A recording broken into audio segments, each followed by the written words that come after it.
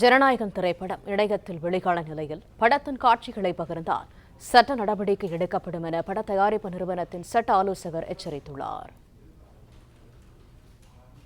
இது தொடர்பான கூடுதல் தகவல்களை தருகிறார் செய்தியாளர் ரகுபதி. விவரங்கள் என்ன?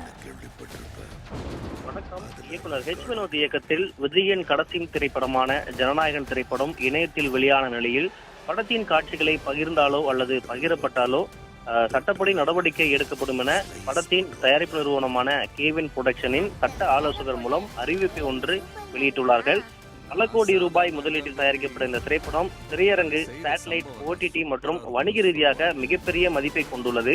ஜனநாயகன் திரைப்படத்தின் சில காட்சிகள் சில நபர்களால் சட்டவிரோதமாக அணுகப்பட்டு பதிவிறக்கம் செய்யப்பட்டு நகல் எடுக்கப்பட்டு பல மூன்றாம் தரப்பினருக்கு அனுப்பப்பட்டு பல்வேறு சமூக ஊடகங்கள் மூலம் டிஜிட்டல் கசிவு ஏற்படும் தீவிர அச்சுறுத்தலை உருவாக்கியுள்ளது என்பது எனது கட்சிக்காரின் கவனத்திற்கு மிகுந்த அதிர்ச்சியையும் அவசரத்துடனும் வந்துள்ளது என குறிப்பிட்டிருக்கிறார்கள்.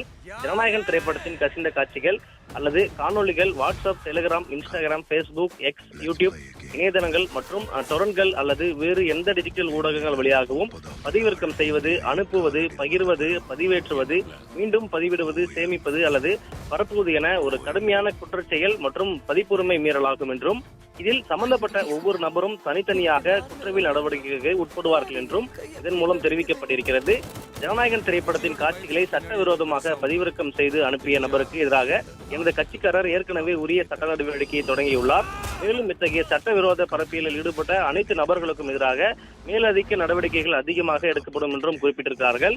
ஜனநாயகன் தொடர்பான கசிந்த உள்ளடக்கத்தை எந்த ஒரு டிஜிட்டல் அல்லது சமூக ஊடகத்தளங்கள் வாயிலாகவும் எந்த ஒரு வகையிலும் பதிவிறக்கம் செய்யவோ, பெறவோ, சேமிக்கவோ, அனுப்பவோ, பகிரவோ அல்லது பரப்பவோ கூடாது என்று பொதுமக்களுக்கு தெரிவிக்கப்பட்டுள்ளது.